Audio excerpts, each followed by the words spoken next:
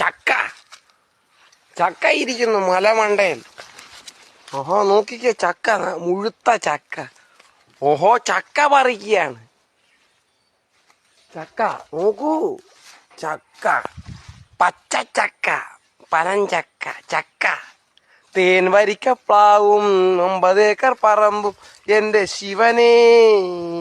ഓം നമ ശിവായ, സ്വാമിയെ ശരണമ തത്വമസി, മണികണ്ഠ രാജകുമാരൻ നീണാവായ സ്വാമിയേ